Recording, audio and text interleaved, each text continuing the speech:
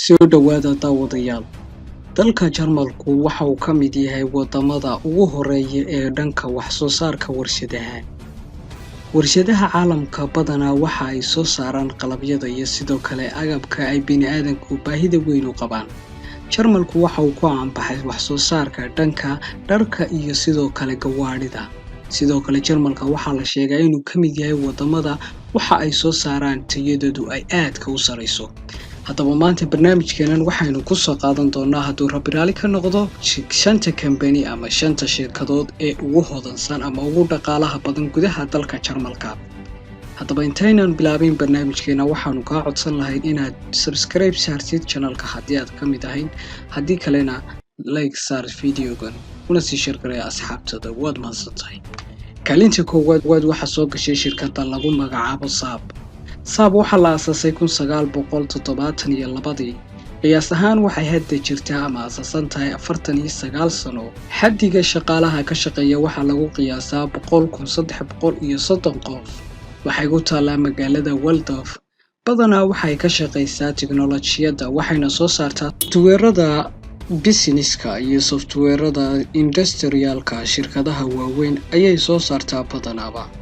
Xaddigeeda dhaqaale waxaa lagu qiyaasaa 50.9 bilyan oo doolarka Mareykanka ah. Kaalinta labaad waxaa soo gashay shirkadda loo yaqaano Deutsche Telekommunikation. Magacaas waa magac Jarmala, badanaa waxaa laga yaabaa inaanan karin ama sidoo kale dhawaaqiisu dhibo. Waxaan inii saarayaa shaashada. Waxay badanaaba shirkaddan ka shaqeysaa telecommunicationka isgaarsiinta. Waxaa la aasaasay sanadkii 1995. Qiyaas ahaan waxay jirtaa 26 sano ayay aasaasan tahay. Xaddiga shaqaale ee ka shaqeeya waxaa lagu qiyaasaa 213,000 oo qof. Waxay ku taalaa gobolka Riihana ee dalka Jarmalka caasimadda Bonn. Xaddigeeda dhaqaale waxaa lagu qiyaasaa 44.9 bilyan oo doolarka Mareykanka. Kaalinta saddexaad waxaa soo gashay shirkadda loo yaqaano Mercedes. Mercedes waxaa la aasaasay 1926. Qiyaas ahaan waxay jirtaa 94 sano. Waxay ku taalaa magaalada Stuttgart. Waxaa aasaasay 2 nin oo la kala yiraahdo Karl Benz iyo Gottlieb Daimler. Waxay badanaa ka shaqeysaa wax soo saarka dhanka gawaadhida. Waa mid ka mid ah shirkadaha ugu caansan ee soo saara gawaadhida gudaha qaaradda Yurub iyo sidoo kale gudaha dalka Jarmalka. Xaddiga dhaqaale ee Mercedes waxa uu gaarayaa 22.1 bilyan oo doolarka Mareykanka. Kaalinta afraad waxaa soo gashay isla shirkadda dhanka gawaadhida ka shaqeysa ee loo yaqaano BMW. BMW waxaa la aasaasay 1916. Qiyaas ahaan waxa ay aasaasan tahay 104 sano. Xaddiga shaqaale ee ka shaqeeya shirkadda waxaa lagu qiyaasaa 133,078 qof. Waxay ku taalaa gobolka Bavaria, magaalada Munich. Badanaa waxay ka shaqeysaa soo saarka gawaadhida iyo sidoo kale mashiinada gawaadhida. Waxaa aasaasay 3 nin oo la kala yiraahdo Camillo Castiglione iyo Carli Rabbi iyo Franzi Joseph Boba. Joseph Boba waxa uu soo noqday General Director sanadihii 1922 ilaa 1942. Xaddiga dhaqaale ee ay shirkaddan ku fadhido BMW waxaa lagu qiyaasaa 21.9 bilyan oo doolarka Mareykanka.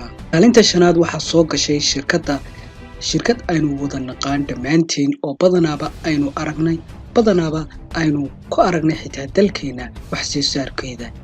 Shirkaddan waxaa la yiraahdaa Adidas. Waa shirkadaha ugu caansan ee soo saara dharka. Waxaa la aasaasay sanadkii 1924. Waxay aasaasan tahay ama jirtaa 96 sano. Xaddiga shaqaale ee ka shaqeeya waxaa lagu qiyaasaa 57,016 qof. Waxay ku taalaa gobolka Bavaria oo ah gobolka ugu weyn dalka Jarmalka. Waxay ka shaqeysaa ama soo saartaa dharka noocyadiisa kala duwan sida dharka sportiska iyo dharka kala duwan ee caalamka laga isticmaalo. Waxaa aasaasay 2 walaalo oo la yiraahdo Adolf Dassler iyo sidoo kale Rudolf Dassler. Xaddiga dhaqaale ay ku fadhido shirkaddan waxaa lagu qiyaasaa 17 bilyan oo doolarka Mareykanka. Shirkadahan waa 5 shirkadood ee ugu hodansan gudaha dalka Germany. shirkadahan waa shirkado caalamiya ama sidoo kale magacoodu aad looga yaqaano daafaha caalamka. intaas ayaan kusoo ganagunayaa. waad mahadsantihiin. haddii aad daawade ka mid ahayn asxaabta ku xidhan channelka Nile Media, fadlan subscribe saar oo channelka nagula soo biir. haddii kalena si asxaabtada la wadaag like na saar videoga. mahadsanid.